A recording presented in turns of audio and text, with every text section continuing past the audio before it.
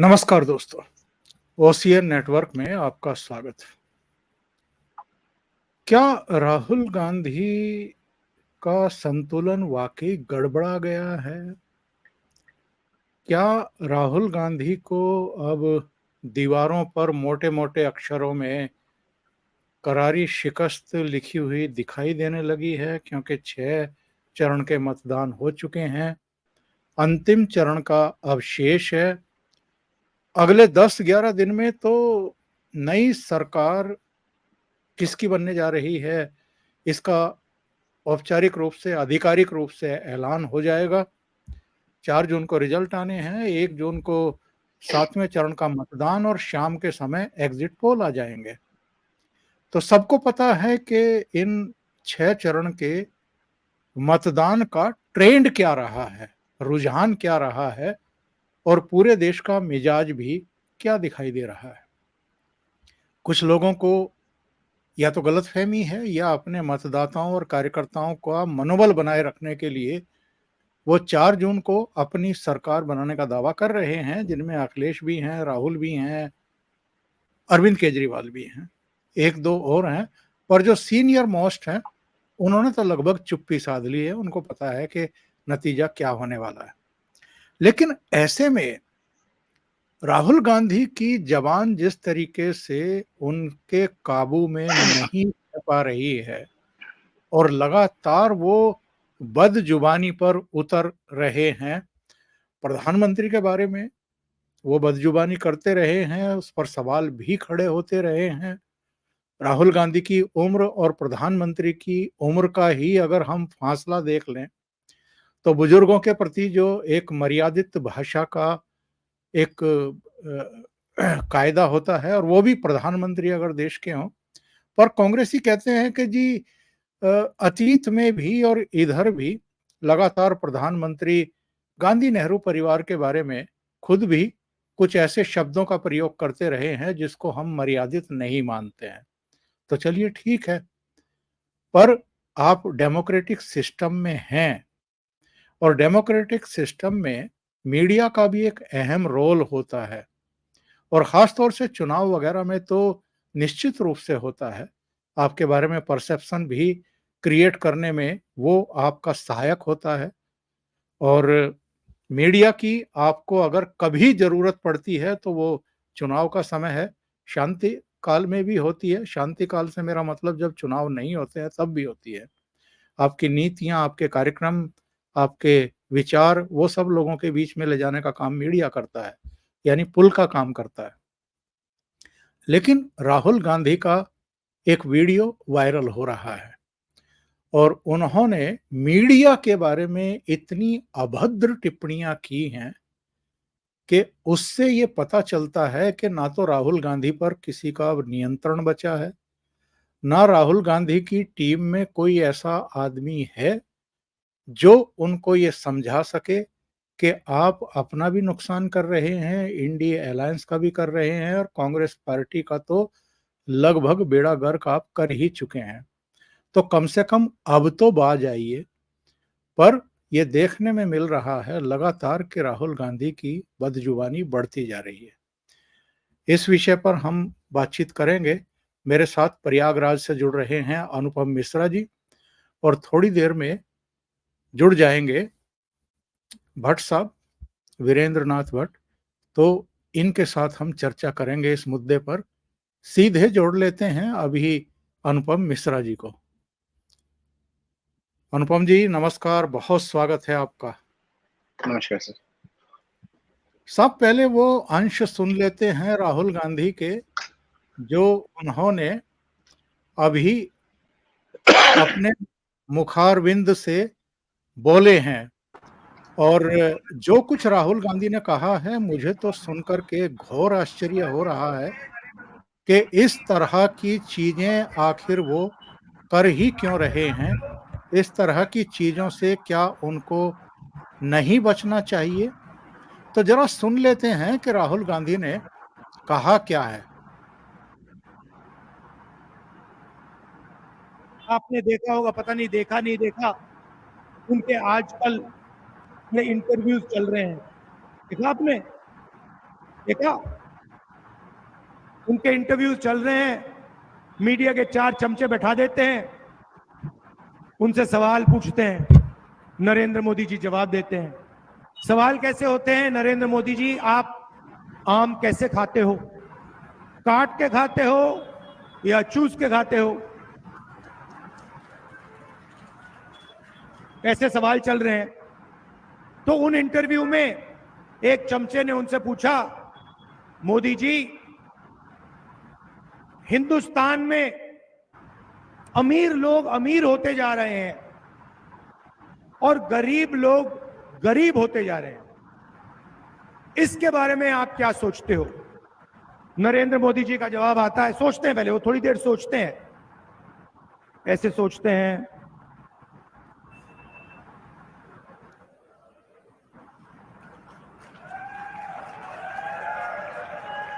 फिर कहते हैं,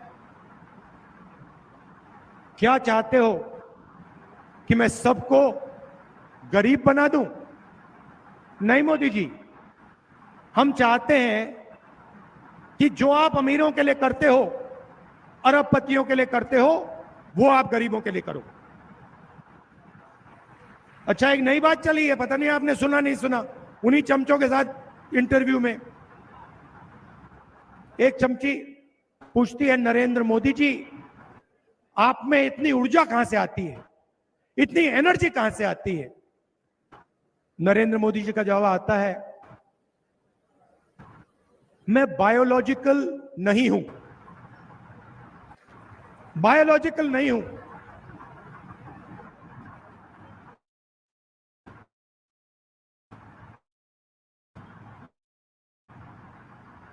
हम वीरेंद्र नाथ भट्ट जी का भी स्वागत कर लेते हैं चर्चा को आगे बढ़ाने से पहले। वीरेंद्र जी, बहुत स्वागत है आपका। जी धन्यवाद, नमस्कार। अनुपम जी, मैं आपके पास आता हूं। ये जवान जो है किसी सुसंस्कृत ऐसे परिवार के किसी नौनिहाल की तो नहीं होनी चाहिए जिसके पड़नाना, जिसकी दादी, जिसके पिताजी इस देश के प्रधानमंत्री रहे हों। ऐसे लोगों से तो थोड़ी सी ये अपेक्षा रहती है कि जवान पर जरा कंट्रोल रहना चाहिए। चमचे, चमची, आप मीडिया से जुड़े हुए लोगों के साथ इस तरह के शब्दों का प्रयोग कर रहे हैं। एक टिप्पणी तो मैं इसी पर चाहूँगा कि आखिर इस तरह के शब्दों का इस्तेमाल करने की ज़रूरत क्या है? इस तरह की जो आप ड्राइंग रूम में बैठ कर के अपने फ्रस्ट्रेशन निकालें तो समझ में आता है, लेकिन सार्वजनिक तौर पर देश में भी और विदेशों में भी आपकी बात जाती है क्योंकि आप ऐसे खानदान से ताल्लुक़ रखते हैं। क्या मैसेज भेजना चाहते हैं ये लोगों में? ओंकार जी, देखें, अंग्रेजी में एक कहावत है, शूटिंग द मैसेंजर, यानी संदेश वाहक को गोली मार देना। ये सामान्य तौर पे ये कहावत तब इस्तेमाल होती है, इसका प्रयोग तब किया जाता है जब देखा जाता है कि जिस शख्स ने आपको बुरी खबर दी, तो बजाय ये देखने की कि बुरी खबर के पीछे आपका क्या योगदान है या बुरी खबर क्यों आपको मिली, आपने खबर देने वालों को ही गोली मार दी। मीडिया वही मैसेंजर है, वही संदेश वाहक है जिसके लिए राहुल गांधी इतना ज्यादा तल्ख होते जा रहे हैं। और प्रधानमंत्री नरेंद्र मोदी को तो खैर वो देखिए, राजनीति में कटाक्ष और एक दूसरे पर वार प्रतिवार तो होता ही जाता है।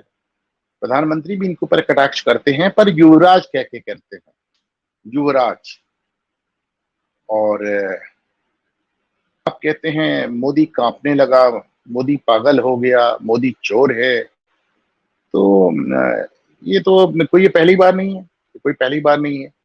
माफी आपी भी मांग चुके हैं कोर्ट में, फिर कह रहे हैं। और खुद राहुल गांधी के ऊपर बहुत ज्यादा कंट्रोल मुझे नजर आता नहीं। बहरहाल, नरेंद्र मोदी को जो कह रहे हैं वो कह ही रहे हैं। अब आपने देखा कि वो मीडिया को गालियां देने लगे, चमचा, चमची, फलाना ढिकाना।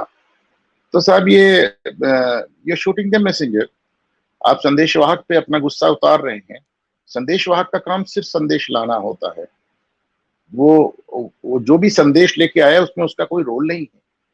तो अगर मीडिया आपको बता रही है कि साहब आप इस बार फिर बुरा कर रहे हैं, तो उसमें मीडिया का रोल नहीं है, बुरा आप कर रहे हैं, मीडिया सिर्फ बता रही है।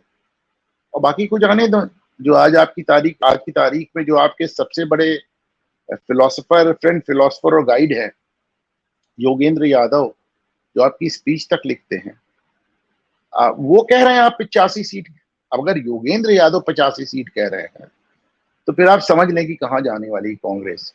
योगेंद्र यादव दुनिया के शायद वाहिद पॉलिटिकल कमेंटेटर, इकलौते पॉलिटिकल कमेंटेटर या सपोलॉजिस्ट होंगे जिनकी 100 में से 100 भविष्यवाणी गलत साबित होती।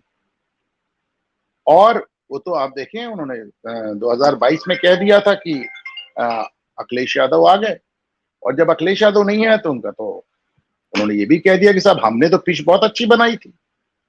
और उन्होंने सीधे सीधे कह दिया कि जो किसान आंदोलन हमने किया था वो पिच बना रहे थे हम अखिलेश की बॉलिंग के लिए, अखिलेश बॉलिंग नहीं कर पाए। मैं इससे ज्यादा बड़ी स्वीकारोक्ति, इससे ज्यादा बड़ा एडमिशन, और इस मतलब कोई और मुल्क होता तो इस पे तो बवाल हो जाता कि आप साहब सीधे सीधे कह रहे हैं कि किसान आंदोलन जो कुछ भी हुआ उसमें किसानों से कोई लेना देना नहीं था, हम तो अखिलेश यादव के लिए पिच बना रहे थे, अखिलेश बॉलिंग नहीं कर पाए। तो जाने दें, उनके तो सारे प्रेडिक्शन गलत, लेकिन अब वही आपको 85 सीट मैक्सिमम दे रहे हैं। ममता आपके गठबंधन की जो फाउंडर मेंबर हैं वो आपको 40 सीट देने को तैयार नहीं है। आपके फ्रेंड फिलोसफर और गाइड आपको 80-85 से ज्यादा मतलब वो 80-85 पे आपको लटका दे रहे हैं। तो अभी राहुल गांधी खुद सोचे ना, राहुल गांधी खुद सोचे, बजाय इसके कि वो वीरेंद्र नाथ भट्ट को, ओंकार निहत जी को या मुझे या हम लोग को गालियां दें। एक बार वो खुद सोचे ना कि कहाँ उनसे गलती हो रही है। और गलती एक बार, दो बार, चार बार नहीं। देखिए, अक्सर मुझसे पूछा जाता है, वो राजनाथ सिंह का लड़का पंकज सिंह, उसको टिकट दिया गया, आप भाजपा को परिवारवादी नहीं। सुनिए, पंकज सिंह अगर चुनाव हारेंगे, पंकज सिंह बाहर हो जाएंगे। अटल बिहारी 2004 का चुनाव हार के खत्म हो गए। 2009 का चुनाव हार के आडवाणी जी खत्म हो गए पॉलिटिकली, उनका पॉलिटिकल कैरियर खत्म हो गया। मोदी इस बार अगर हार जाए, एक बार हार जाए, मोदी खत्म हो जाएंगे। परिवारवाद वो है जहां राहुल गांधी 55 से 60 चुनाव हार के अभी भी सबसे बड़े नेता बने हुए हैं और युवा नेता बने हुए हैं। जहां अखिलेश यादव अभी तक सबसे बड़े नेता बने हुए, 14 हारे, 17 हारे, 19 हारे, 22 हारे, दो निकाय चुनाव हारे, राज्यसभा सब हार गए, लेकिन अखिलेश यादव सबसे बड़े राष्ट्रीय अध्यक्ष बने हुए। ये परिवारवाद है, ये परिवारवाद है। आप बाकी पार्टियों में तो आदमी एक चुनाव हारता है, बहुत हुआ तो 2 चुनाव हारा, खत्म, उसका राजनीतिक वजूद ही खत्म हो जाता है। लेकिन इससे एक और भी चीज होती है ओंकार जी, जब आप 55-60 चुनाव हार के भी अपनी पार्टी के सर्वोच्च नेता बने होते हैं, तो आपके अंदर उस तरह का एक अहंकार आ जाता है जहां आपको लगता है हम किसी को कुछ भी कह सकते हैं। ओंकार जी, बिल्कुल सही बात आपने कही है अनुपम जी। वीरेंद्र जी, मैं देख रहा था नरेंद्र मोदी पर जो ये आरोप लगते रहे 2013-14 से ही कि साहब प्रेस कॉन्फ्रेंस नहीं करते हैं। मनमोहन सिंह तो प्रेस कॉन्फ्रेंस करते थे, फला तो प्रेस को से बात करते थे, ढीमका ने तो ये करते थे। नरेंद्र मोदी मीडिया से बात नहीं करते हैं। इस चुनाव में अब तक 71 इंटरव्यू दे चुके हैं, 71 इंटरव्यूज, और वो केवल प्रधानमंत्री आवास में बैठ कर के ही औपचारिक इंटरव्यू नहीं हुए हैं। इस बार तो उन्होंने कमाल किया है। इस बार वो रोड शो कर रहे हैं तो भी बात कर रहे हैं, कहीं किसी शहर में रात्रि विश्राम कर रहे हैं तो अगले दिन चुनाव प्रचार पर निकलने से पहले पार्क में या कहीं भी खड़े होकर के इंटरव्यू दे रहे हैं।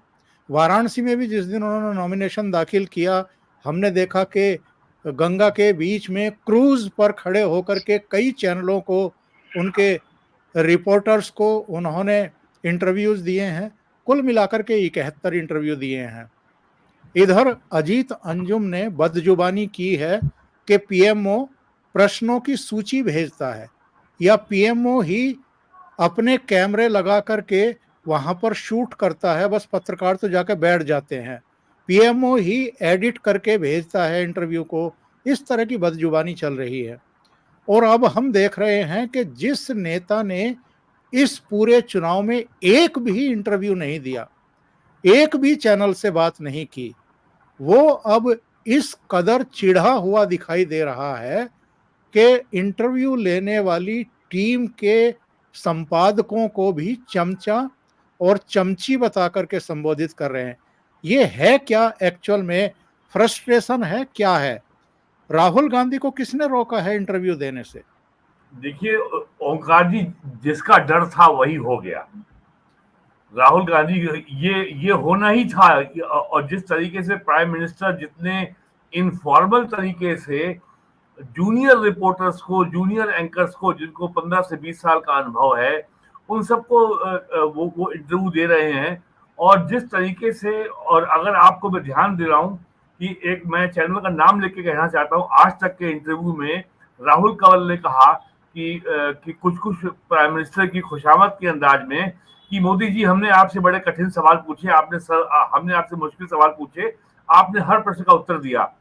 तो तुरंत मोदी जी ने उसको जवाब दिया कि आप एक इकोसिस्टम के दबाव में सवाल पूछते हैं, आप एक इकोसिस्टम से आप डरे हुए हैं, आपको ये डर है कि आपको उनको जवाब देना पड़ेगा कि आपने ये सवाल नहीं पूछा, आपने ये सवाल नहीं पूछा, और इस इकोसिस्टम को मैं ही ठीक करूंगा।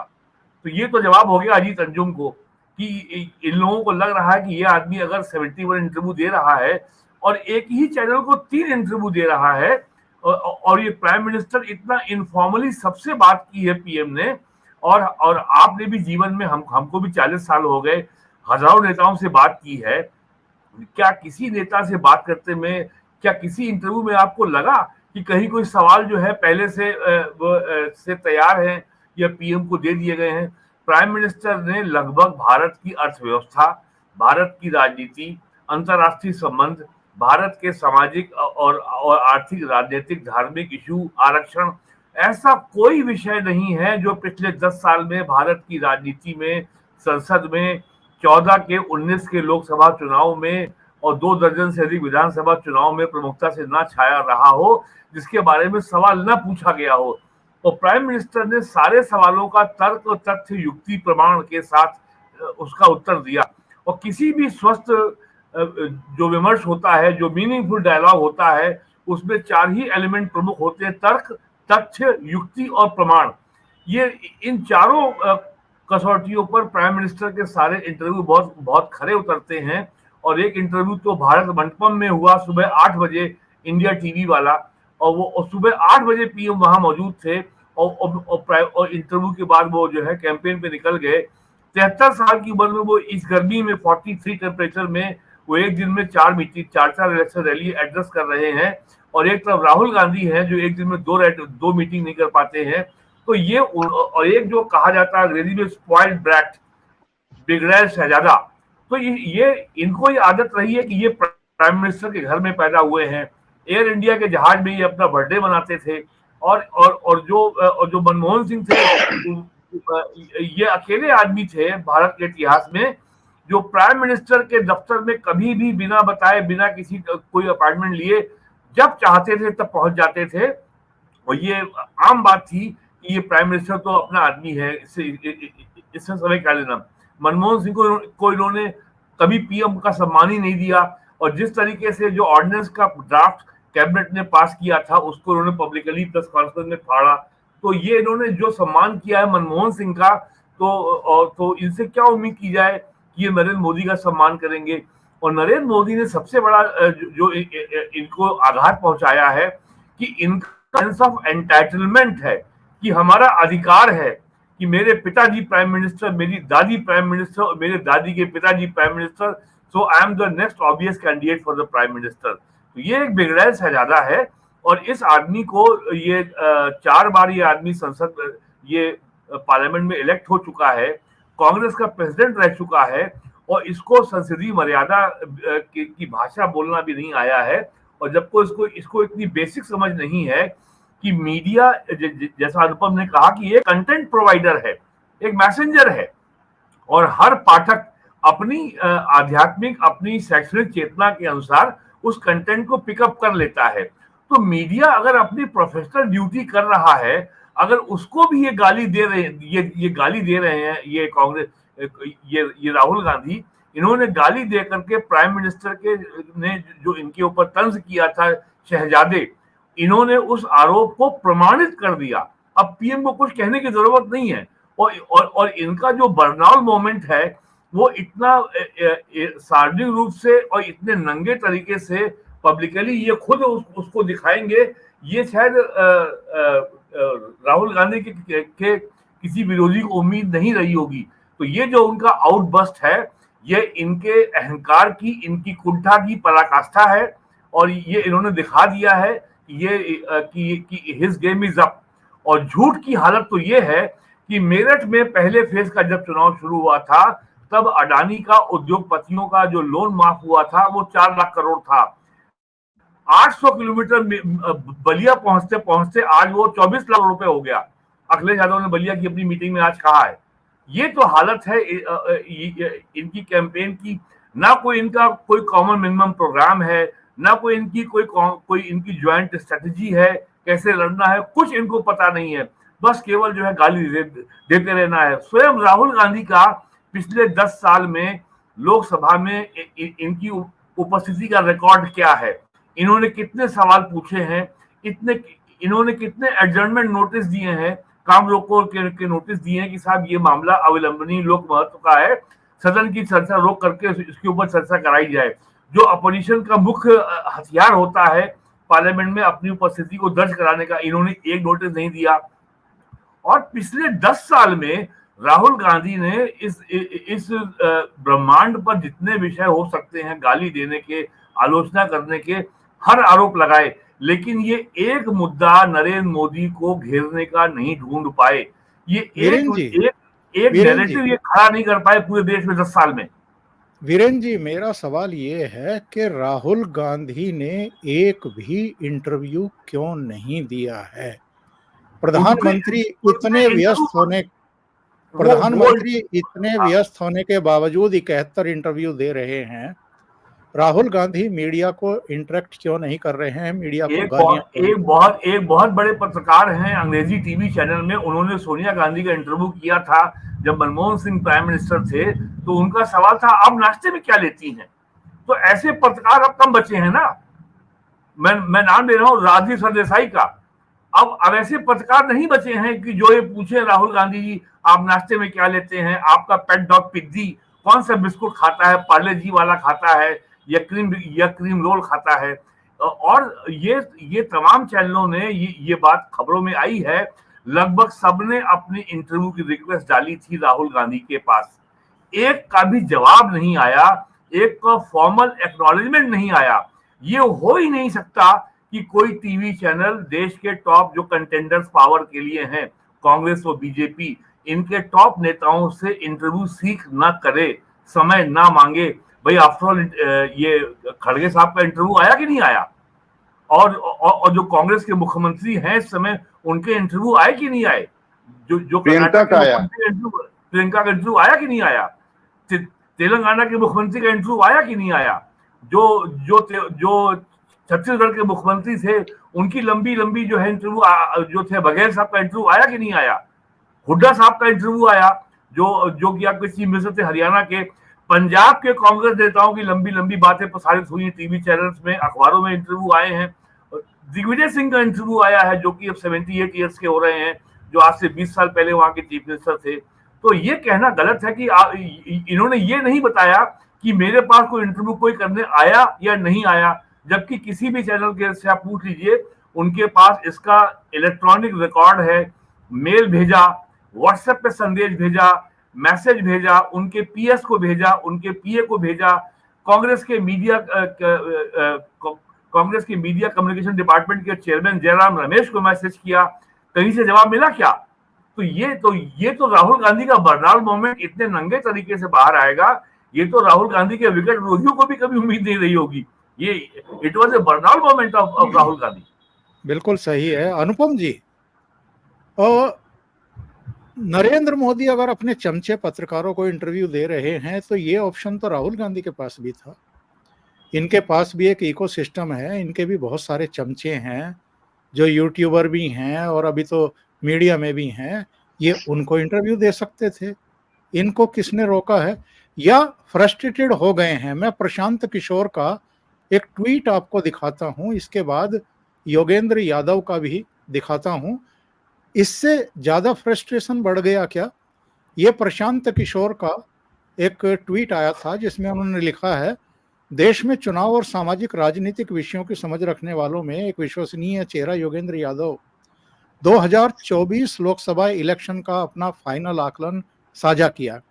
योगेंद्र जी के मुताबिक इन चुनावों में बीजेपी को 240-260, एनडीए के साथी दलों को 35 से 45 सीटें मिल सकती हैं, यानी बीजेपी एनडीए को 275-305 सीटें मिल रही हैं।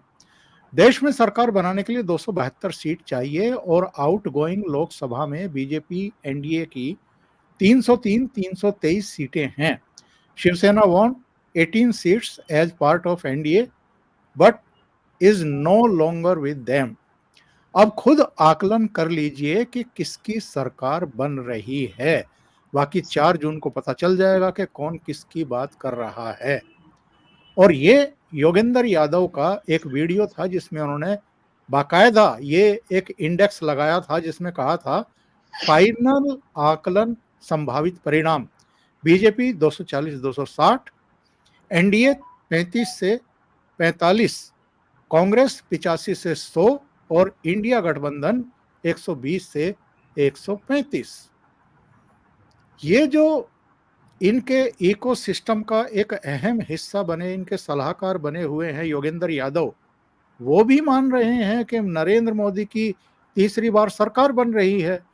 तो कहीं ऐसा तो नहीं है कि जो इनके खेमे के हैं अब वो भी इनको पलटते हुए दिखाई दे रहे हैं, इसलिए फ्रस्ट्रेशन का लेवल कुछ ज्यादा ही बढ़ गया है? उनका जी, मेरी जानकारी में राहुल गांधी के सारे इंटरव्यूज और उनका सारा पब्लिक इंटरैक्शन एक आदमी कंट्रोल कर रहा है जिसका नाम है जयराम रमेश।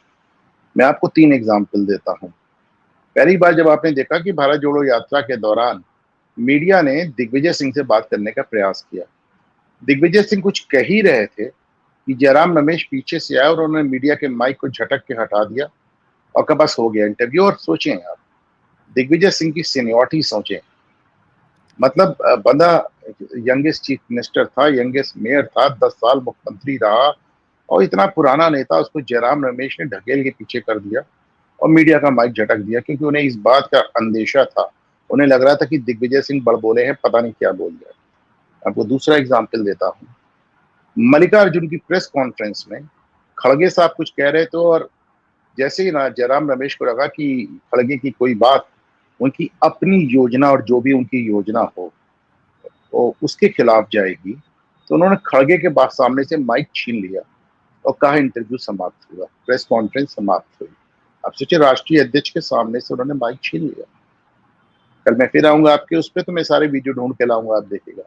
तीसरा एग्जाम्पल आपको दे रहा हूँ, तीसरा एग्जाम्पल मैं आपको दे रहा हूँ कि खुद राहुल गांधी से एक सवाल पूछा गया और राहुल गांधी एकदम, जैसा उनका अंदाज, एकदम हक्के बक्के हो गए और जयराम रमेश की तरफ देखने लगे। तो जयराम रमेश ने बहुत इंटेलिजेंटली कहा, अरे आपने तो इस सवाल का जवाब पहले ही क्या दे चुके हैं भाई, और क्या कि उन्होंने राहुल की जगह खुद ही जवाब दे डाला। तो बहरहाल जयराम रमेश बहुत मास्टर स्ट्रैटेजिस्ट हैं, वो मास्टर स्ट्रैटेजिस्ट जिनकी स्ट्रैटेजी में आज तक कांग्रेस कभी कोई चुनाव नहीं जीती, वो मास्टर स्ट्रैटेजिस्ट जो खुद आज तक कभी कॉर्पोरेटर का चुनाव नहीं लड़े। लेकिन ठीक है, अक्सर मुझसे लोग कहते हैं कि साहब राहुल गांधी में कुछ कमी हो सकती है पर उनकी टीम क्यों गड़बड़ है। उनकी टीम राहुल गांधी तो बनाते हैं ना, जैसे जैसे राहुल गांधी वैसे वो टीम बना लेते हैं। तो अब ऐसा उनके तमाम चीजें हैं, वो बार बार एक लफ्ज दोहराते हैं, एक बात वो बार बार दोहराते हैं कि मैं सत्ता के बीचों बीच पैदा हुआ था, मैं सत्ता के बीचों बीच पैदा हुआ था। देखिए मैं इंसाइडर, देखिए इंसाइडर को भी ना आप देखिए उनकी लैंग्वेज पे बहुत कंट्रोल नहीं है, ना हिंदी में है ना अंग्रेजी में है। Contrary to the general perception, Rahul Gandhi की अंग्रेजी में भी बहुत कंट्रोल नहीं है। मैंने देखा, I am thinking in my brain, ऐसे कहते हैं, आई एम थिंकिंग इन माई, किसको आपने इस तरह बात करते सुना है? तो उनका अंग्रेजी पे बहुत कंट्रोल नहीं, उनका हिंदी पे बहुत कंट्रोल नहीं है। जाहिर सी बात है, उनकी मातृभाषा जिस भाषा में उनसे उनकी माता जी बचपन में बात करती होंगी, that may be the only language is comfortable है। मुझे नहीं लगता उसके अलावा उनको किसी भी भाषा पे कोई बहुत ज्यादा कंट्रोल है। तो वो एकदम सत्ता के बीचों बीच पैदा हुआ था, सत्ता के बीच कोई तो नहीं। फिर आप लगातार, अब मैं सोनिया प्रियंका गांधी को देखता हूँ, प्रियंका गांधी एक दूसरी ओवररेटेड है। आप बात बात में कहती हैं कि सब नेहरू जी, इंदिरा जी, राजीव जी, अरे भाई पहली बात तो आज आधे से ज्यादा वोटर ने इनमें से किसी को देखा तक नहीं। दूसरी बात, जिनको देखा है उनमें से कुछ लोग की बड़ी तल्ख यादें हैं। फिर उसके बाद जिनकी यादें भी ठीक ठाक है, वो कब तक उन पे वोट देंगे? तो आप नेहरू जी, इंदिरा जी, राजीव जी के आगे नहीं बढ़ रहे हैं। आप इस बात से आगे नहीं बढ़ रहे कि मेरा सेंस ऑफ एंटाइटलमेंट देख लो, मैं तो सत्ता के बीचों बीच पैदा हुआ था। वो बार बार बताना चाहते हैं कि बनाकर फकीरों का हम भेष गाले। वो मानना चाहते हैं कि साहब हम तो राजा हैं, तो हम तो फकीर बन के तुम्हारे बीच में घूम रहे हैं, फकीर मत समझ लेना, हम तो साहब राजाओं के लड़के। तो एक वो सेंस ऑफ एंटाइटलमेंट में मैं अक्सर कहता हूँ कि राहुल गांधी की मनोदशा समझने के लिए आम आदमी समझ नहीं सकता भाई। उनकी इतनी पुश्तों से एक लीनियज चली आ रही है, प्रधानमंत्री धन प्रधानमंत्री धन प्रधानमंत्री। तो एक दिमाग तो उनका एक अलग दिशा में है ही है ना। वो तो अपने ही प्रधानमंत्री का आपने देखा है कि किस तरह आदेश फाड़ के फेंक देते हैं। तो उनका तो एक अंदाज अलग है। लेकिन एक बात मैं जरूर कहूंगा कि ये चुनाव, और चूंकि अभी नतीजे नहीं आए हैं, और नतीजों के पहले मैं कभी नतीजे घोषित नहीं करता हूँ कार जी, लेकिन ये चुनाव हारने के बाद अगर हारते हैं राहुल गांधी, देखिए नरेंद्र मोदी जीतते हैं नहीं जीतते हैं ये अपनी जगह है, राहुल गांधी हार रहे हैं ये बात अभी से तय है, ये बात अभी से तय है। और राहुल गांधी ये चुनाव हारने के बाद मैं मानता हूं कि उनको कांग्रेस में एक जबरदस्त रिवोल्ट का सामना करना पड़ेगा। उनको कांग्रेस में बहुत ढेर सारी दिक्कत आने वाली है, पहली बात। दूसरी बात, बहुत लोगों को इस तरह का भी मुगालता है ओंकार जी, मैं अक्सर लोगों को सुनता हूं कि अरे भाई वो तो पप्पू हैं, तो कॉमेडियन हैं, तो राहुल गांधी के रहना तो नरेंद्र मोदी के लिए अच्छा है, तो भाजपा के लिए अच्छा है। जब तक राहुल गांधी हैं तब तक टीना फैक्टर है, नरेंद्र मोदी को इससे लाभ मिलता। मैं देखिए इनसे हट के एक बात कहता हूँ, राहुल गांधी और केजरीवाल दो शख्स ऐसे हैं जो चुनाव हार जाए जीत जाए अपनी जगह है, पर ये लिटरली देश को विघटन और विध्वंस की तरफ ले जा रहे हैं। बिल्कुल सही आप बात। मतलब ये विपक्ष में भी रहकर, सत्ता तो जाने नहीं, ये विपक्ष में भी रह के सब देश को विघटन और विपक्ष, ब्रेकअप, एक्सप्लोड करने की दिशा में ले जा रहे हैं। मैंने आज तक किसी ऐसे शख्स को जो प्रधानमंत्री पद का दावेदार है, जरा आप उसकी बात सुने कि मेरे देश में, पूरे देश में पेट्रोल फैला हुआ है, सिर दिया सलाई लगाने की देर है। आप सोचे कितना गंभीर, कितना मतलब ये राहुल गांधी नहीं होते तो इस बात में तो इन पे मुकदमा हो जाता। तो राहुल गांधी आपको पप्पू लग सकते हैं, कॉमेडियन लग सकते हैं, पर एक वो एक अंग्रेजी में कहते हैं ना, विल रूल इट और र्यून इट, या हम शासन करेंगे या हम बर्बाद कर देंगे। किसी मुगालते में मत रहिएगा, कॉमेडियन मत समझिएगा, पप्पू मत समझिएगा। यहां से लेके विदेश तक ये आपकी छवि जाने दें। ये आपको लैंग्वेज की लाइंस पे डिवाइड करने की कोशिश करते हैं, क्षेत्रीय लाइंस पे डिवाइड करने की कोशिश करते हैं, नस्ली लाइन पे डिवाइड करने की कोशिश करते हैं, कास्ट लाइन पे डिवाइड करने की कोशिश करते हैं, अमीर गरीब की लाइन पे डिवाइड करने की कोशिश करते हैं। मतलब आप सोचे, राहुल गांधी का इस चुनाव में दिया हुआ हर चुनाव, हर बयान, एवरी स्टेटमेंट, वो आपको देश को कई टुकड़े में काटता हुआ नजर आता है। मैं एक बात जरूर करूंगा कि आपने कॉमेडियन, पप्पू, इन सब टाइटल से जो चाहिए नवाजिए, लेकिन जान लीजिए कि विपक्ष में रह के भी वो जितना ज्यादा नुकसान कर रहे हैं, इसको सोच के कभी कभी सिरन होती है। ओकार जी। वीरेंद्र जी, मैं आपके आने से पहले प्रधानमंत्री नरेंद्र मोदी के एक भाषण का अंश चलाना चाहता हूं, फिर मैं इस पर आपसे सवाल पूछता हूं। भाइयों और बहनों, ये इंडी गठबंधन वाले गौर भ्रष्टाचारी भी है। ये वो लोग हैं जिनके पास से नोटों के पहाड़ निकल रहे हैं। ये लोग रंगे हाथ पकड़े जा रहे हैं। झारखंड हो, पश्चिम बंगाल हो, सब जगह इनका भ्रष्टाचार खुलकर सामने आ रहा है। यहां दिल्ली में तो हम कट्टर भ्रष्टाचारियों का खेल देख रहे हैं।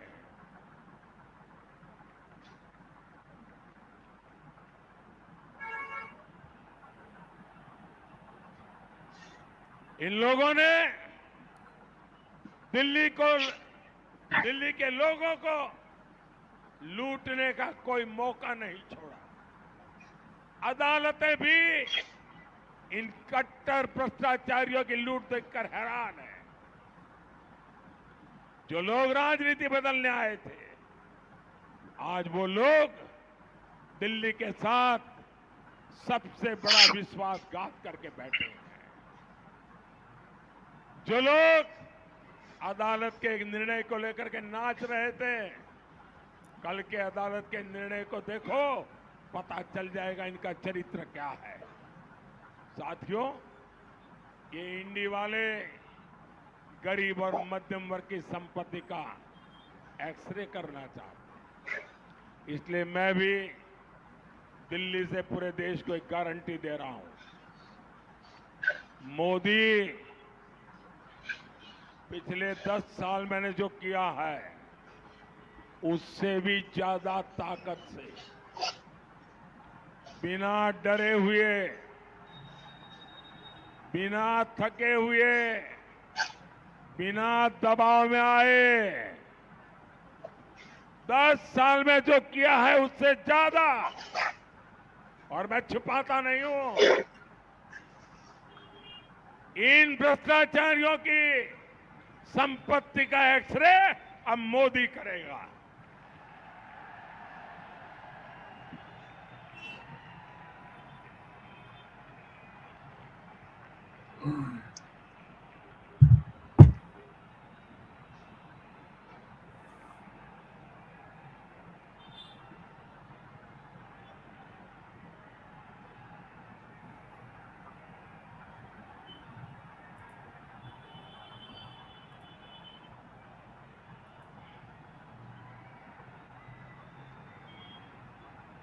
शराब घोटाले की कमाई हो या फिर नेशनल हेराल्ड घोटाला हो, भ्रष्टाचारियों से पाई पाई वसूली जाएगी। मैं इसी बिंदु तक इस वीडियो को सुनाना चाहता था। अनुपम जी मेरे साथ जुड़ते रहे हैं, वो कई बार उन्होंने कहा है कि जो नेशनल हेराल्ड घोटाला है ये बेहद गंभीर है, राहुल गांधी बच नहीं सकते हैं। और हम और आप जानते हैं, मैंने नहीं, ये सब सुप्रीम कोर्ट ने कहा है, मैंने सिर्फ दोहराया जी।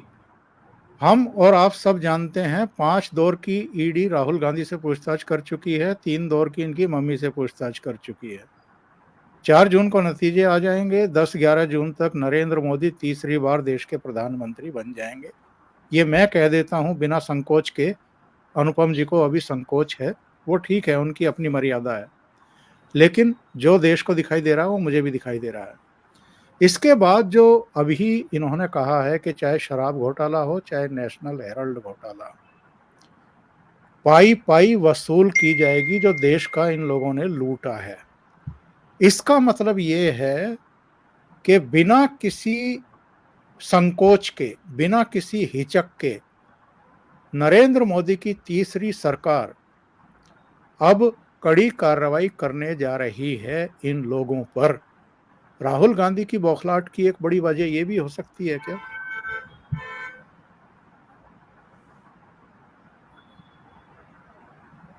जी वीरेंद्र जी। देखिए, हाँ, एक बात जो अब तक प्रमुखता से नहीं आई है, 2024 का लोकसभा चुनाव, ये मैं पूरे कन्विक्शन और विश्वास के साथ कह रहा हूं, 2024 का लोकसभा चुनाव लगातार 10वां लोकसभा चुनाव होगा जब कांग्रेस को लोकसभा में बहुमत नहीं मिलेगा। पिछली बार कांग्रेस को जो बहुमत मिला था वो इंदिरा गांधी की हत्या के 30 अक्टूबर 1984 को इंदिरा गांधी की हत्या के बाद जो चुनाव हुआ था दिसंबर जनवरी 1984 में, उस समय उनको बहुमत मिला था। ये लगातार तीसरा चुनाव होगा जब कांग्रेस की लोकसभा में सीटों की संख्या 100 के नीचे होगी।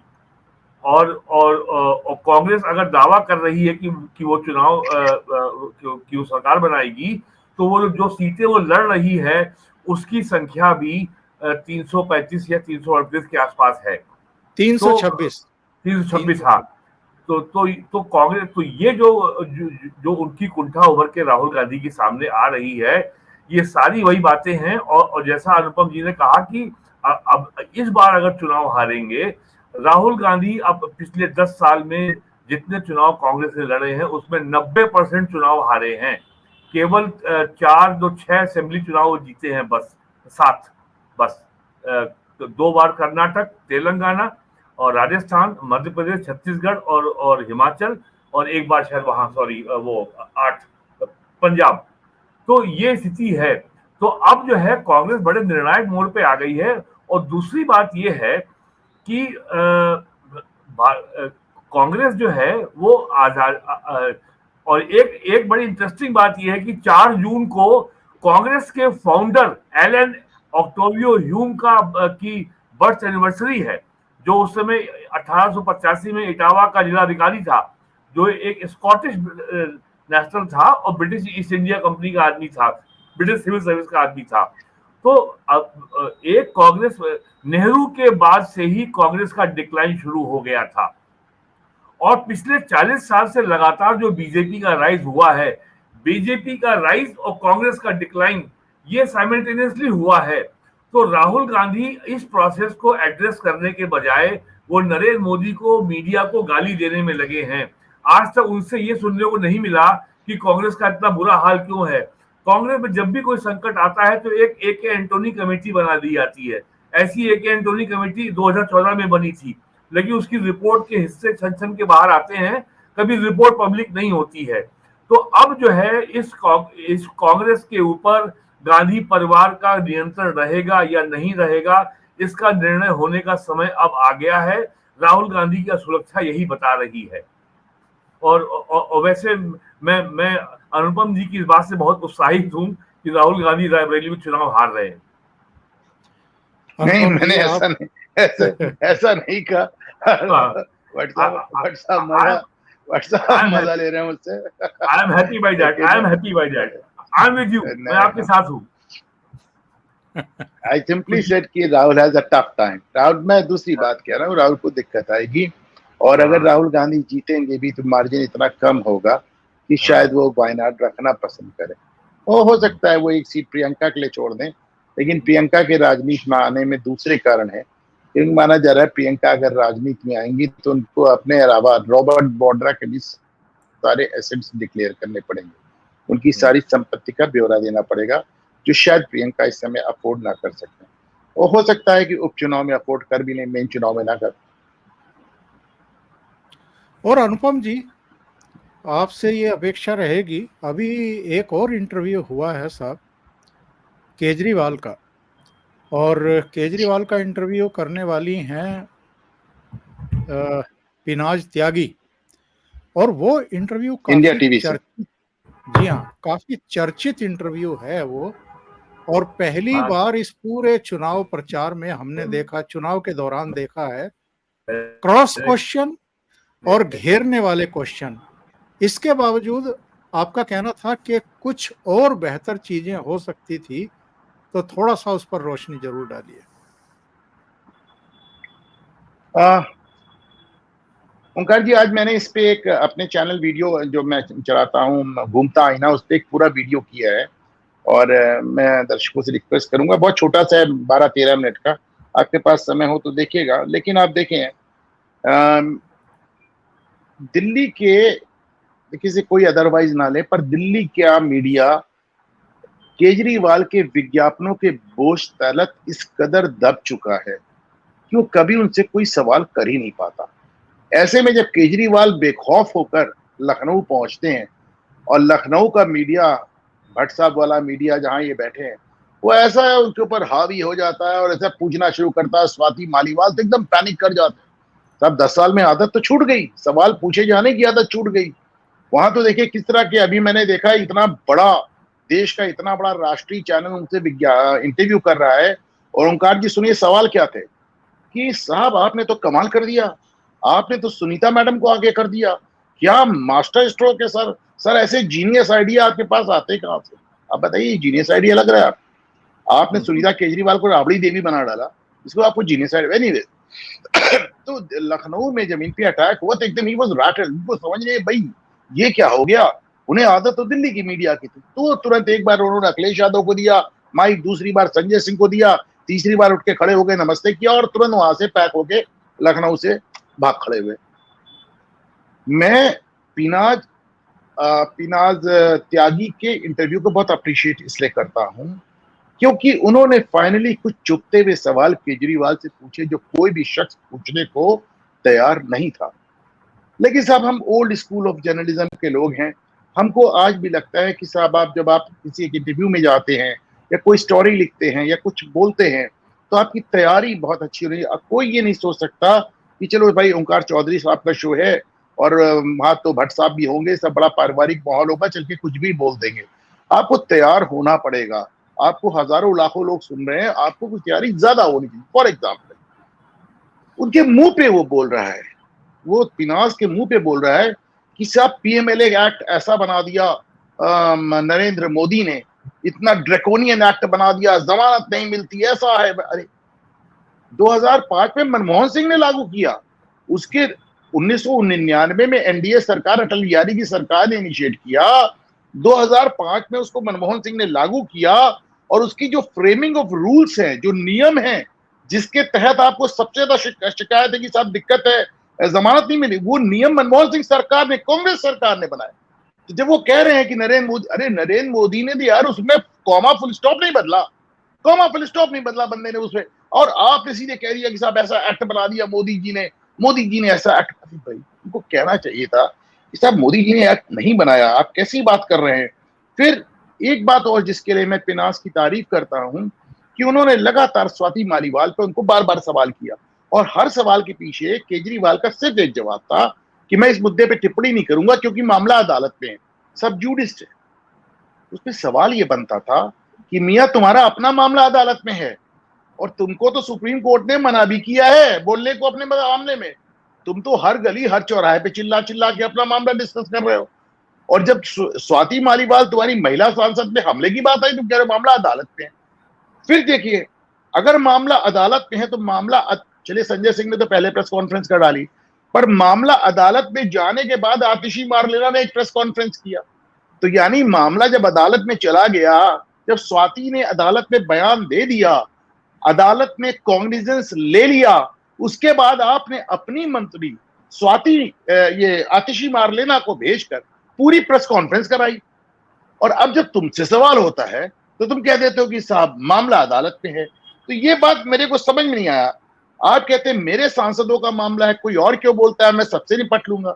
मियां तुम ये तक बताते हो कि प्रधानमंत्री मुख्यमंत्री को बदल देंगे, मोदी जी योगी जी को बदल देंगे, और तुम अपने आदमियों को मारोगे भी तो तुमसे सवाल नहीं हो सकता। कमाल की बात है साहब। फिर आप कहते हैं कि विभव के मामले में कहते हैं कानून अपना काम करे, हमने तो कानून को रोका नहीं। उनसे सवाल बनता था साहब विभव की गिरफ्तारी पे तो आप अपनी पूरी पार्टी लेके सड़क पे लेट गए, मनीष सिसोदिया जेल गए आप सड़क पे नहीं उतरे, सत्येंद्र जैन जेल गए आप सड़क पे नहीं उतरे, सोमनाथ भारती जेल गए आप सड़क पे नहीं उतरे, संजय सिंह जेल गए आप सड़क पे नहीं उतरे, यहां तक कि आप खुद जेल चले गए पर पूरी पार्टी जाके सड़क पे नहीं लेटी। विभव कुमार जेल गया तो जैसे कहते हैं ना कि वो राक्षस की जान तोते में, उस तरह ऐसी आपकी जान विभव में बसी कि आप पूरे अपने पार्टी के विधायक, सांसद, मंत्री, कार्यकर्ता सबको लेके जाके साहब हम बोले हम सबको गिरफ्तार कर लो, विभव को गिरफ्तार कर रहे हो तो हम सबको गिरफ्तार कर लो। तो ये मुझे लगता है कुछ लोगों के सवाल बनने चाहिए। जब राघव चड्ढा की बात हो रही थी, राघव चड्ढा की विदेश जाने की बात हो रही थी, तो उनसे पूछा जाना चाहिए था साहब वर्ल्ड क्लास हॉस्पिटल्स की आप बात करते हैं, आपके सारे सांसद एक अमेरिका इलाज कराने चला जाता है, एक लंदन चला जाता है, कौन से वर्ल्ड क्लास हॉस्पिटल। मैं फिर से अपने व्यूअर्स को याद दिला दूं कि दिल्ली में जितने आपको अच्छे अस्पताल नजर आते हैं, या तो वो किसी जमाने में राज सरकार में शीला दीक्षित पुराने बनाए गए थे, या जो आपको अच्छे नजर आते हैं सफदरजंग, राम मनोहर लोहिया, एम्स, सब सेंट्रल गवर्नमेंट के। केजरीवाल ने 10 साल में एक अस्पताल और एक स्कूल नहीं बनाया है, ऐसा उन्होंने आरटीआई में स्वतः माना है। फिर आप कहते हैं कि साहब मैं इस्तीफा इसलिए नहीं दे रहा हूं कि मैं जेल के अंदर से सरकार चलाऊंगा। यार तुमको सुप्रीम कोर्ट ने नहीं, और फिर आप ये भी कहते हैं कि साहब सुप्रीम कोर्ट में तो एक पीआईएल फाइल हुई थी कि केजरीवाल से इस्तीफा दिलाओ, सुप्रीम कोर्ट ने नहीं हमसे कहा, सुप्रीम कोर्ट ने कह दिया है उनके मन की बात है। सवाल था, सुप्रीम कोर्ट ने यह भी कहा कि मियां तुमको जमानत पे छोड़ा जा रहा है पर तुम मुख्यमंत्री के तौर पे काम नहीं करोगे। यानी सुप्रीम कोर्ट जेल के अंदर से छोड़िए, जेल के बाहर भी तुमसे कहते हैं मुख्यमंत्री पद पे काम लेने को तैयार नहीं है। तो सवाल यह है कि देश की राजधानी को, दिल्ली को तुम कितने दिन में मुख्यमंत्री ये रखोगे? ऐसे तमाम था। जब आप कहते हैं मेरे माँ बाप को घसीट लिया, एक वीडियो देखें, मैंने इसको ट्वीट किया है, एक वीडियो देखें कि आप अपने माँ बाप को लेकर धूप में चले जा रहे। कहां धूप में चले जा रहे हो? जैसे वृद्धाश्रम छोड़ने जा रहे हो। अरे एकदम धूप में, लू में। अगर मानिए पुलिस आ रही, पहली बात, सड़क पे एक एक्सीडेंट होता है, पुलिस जाके आसपास के दुकानदारों तक से पूछताछ करती है। जो दुकानें बंद होती हैं उनसे वो कहते हैं भैया हम नहीं थे, हमने नहीं देखा, जो भी होता है। तो भाई आपके घर में इतना बड़ा कांड हुआ, स्वाति मालीवाल कह रही वो आपके माँ बाप से मिली, वो खाना खा रहे थे, उसके बाद उनसे एक जाहिर एक पूछताछ। अच्छा, पुलिस तो बुला के पूछताछ करती है थाने में वैसे ही बुला के पूछताछ करती है जैसे केजरीवाल कोई जमाने में सोनिया गांधी के लिए कहते थे कि पकड़ के बुला लो थाने में, बताएगी सब, 3rd डिग्री दो, उस तरह। लेकिन वो पुलिस आपको लिखित में मेल देकर परमिशन मांग रही है कि माननीय मुख्यमंत्री जी आपके पिताजी से और माताजी से रूटीन पूछताछ करनी है, समय दे दे, जब समय मिलेगा तो हम आ जाएंगे। अपॉइंटमेंट लेके जा रही है पूछताछ करने साहब हिंदुस्तानी पुलिस। और उसमें भी अगर जाएगी तो जाहिर सी बात है इन गर्मी के दिनों में जो इतना बड़ा शिशबेल बना रखा है, अंदर जाके बात करोगे। पर आप अपने माँ बाप को लेके धूप में, लू में निकल रहे हो, ड्रामा कर रहे हो। और वो बाप उनके ऐसे हैं कि अगर केजरीवाल हाथ ना पकड़े तो गिर जाए, और अगले दिन वही बाप वी का साइन बनाते हो और वो क्या नाम है अपना वोटर वो दिखाते हुए, देखिए साहब हम वोट डाल के आए हैं, कितना मस्त होके खड़े हैं, पैंट शर्ट खोस के बढ़िया स्मार्टली खड़े हैं। एक दिन पहले, 24 घंटे पहले केजरीवाल हाथ नहीं पकड़ते तो गिर जाते। ऐसे तमाम मुद्दे थे जिसपे मैं समझता हूं कि पीनाज त्यागी केजरीवाल को काउंटर क्वेश्चन कर सकती थी, घेर सकती थी। लेकिन हैविंग सेड दैट, एक यंग लड़की ने, एक यंग पत्रकार ने फाइनली इस भ्रम को तोड़ा है कि दिल्ली में कोई केजरीवाल से सवाल नहीं कर सकता। मैं उनको आपके चैनल पे, मैंने ट्विटर पे उन्हें बधाई दी है, मैं उन्हें बधाई दे रहा हूं। अपने साहस के लिए बधाई की बात है ओंकार जी। बिल्कुल सही बात आपने कही है, सही पॉइंट आपने पकड़े हैं। अंत में दर्शकों से निवेदन है, अगर आपको ये प्रोग्राम अच्छा लगा है तो आप लाइक जरूर करें, वीडियो को फॉरवर्ड करें। आप अगर चैनल को कंट्रीब्यूट करना चाहते हैं तो नीचे लिंक दिए हुए हैं, वहां आप कंट्रीब्यूट भी कर सकते हैं। अनुपम मिश्रा जी का घूमता आईना चैनल जरूर देखें, उसे सब्सक्राइब करें, उनको भी प्रोत्साहन दें। बहुत बहुत धन्यवाद वीरेंद्र नाथ भट्ट जी और अनुपम मिश्रा जी, नमस्कार। आपने इतना समय निकाला ओसीएन नेटवर्क के लिए और बहुत महत्वपूर्ण मुद्दों पर चर्चा की। जी, नमस्कार। Thank you sir.